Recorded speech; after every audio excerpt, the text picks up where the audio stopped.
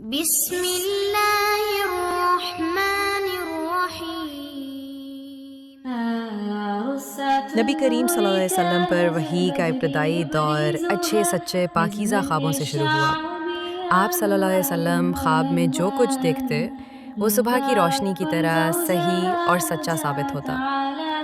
پھر من جانب قدرت آپ صلی اللہ علیہ وسلم تنہائی پسند ہو گئے اور آپ صلی اللہ علیہ وسلم نے غار حرا میں خلوت نشینی اختیار فرمائی اور کئی دن اور رات وہاں مسلسل عبادت اور یاد الہی اور ذکر و فکر میں مشغول رہتے۔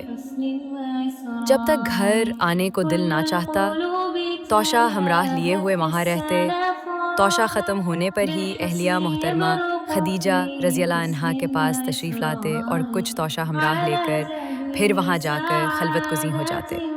یہی طریقہ جاری رہا یہاں تک کہ آپ صلی اللہ علیہ وسلم پر حق منکشف ہو گیا اور آپ صلی اللہ علیہ وسلم غار حرا ہی میں قیام پذیر تھے کہ اچانک جبریل علیہ السلام آپ صلی اللہ علیہ وسلم کے پاس حاضر ہوئے اور کہنے لگے کہ اے محمد پڑھو۔ آپ صلی اللہ علیہ وسلم فرماتے ہیں کہ میں نے کہا کہ میں پڑھنا نہیں جانتا۔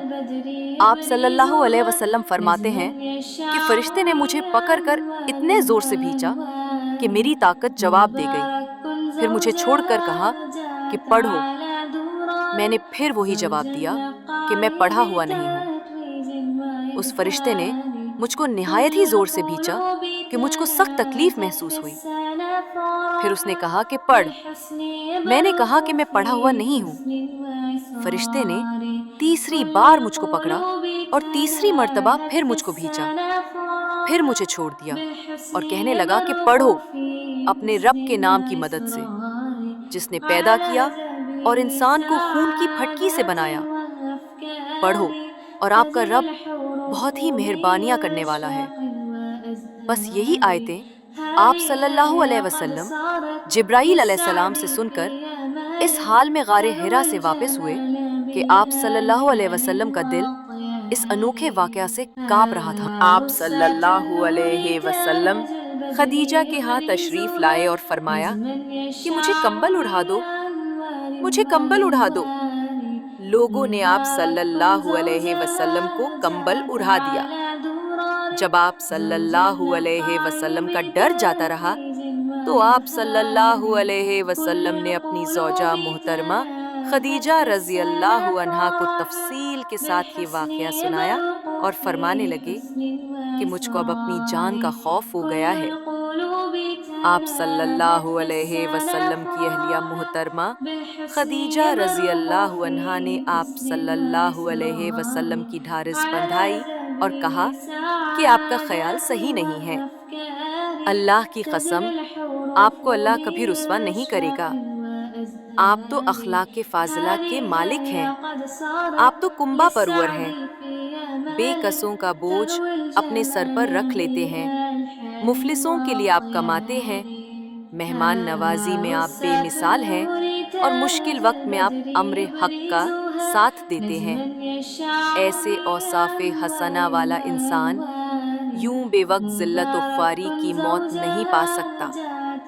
پھر مزید تسلی کے لیے خدیجہ رضی اللہ عنہا آپ صلی اللہ علیہ وسلم کو ورقہ بن نوفل کے پاس لے گئیں جو ان کے چچا زاد بھائی تھے اور زمانہ جاہلیت میں نصرانی مذہب اختیار کر چکے تھے اور عبرانی زبان کے کاتب تھے۔ چنانچہ انجیل کو بھی حسب منشاء خداوندی عبرانی زبان میں لکھا کرتے تھے۔ پھلائے انجیل سریانی زبان میں نازل ہوئی تھی، پھر اس کا ترجمہ عبرانی زبان میں ہوا۔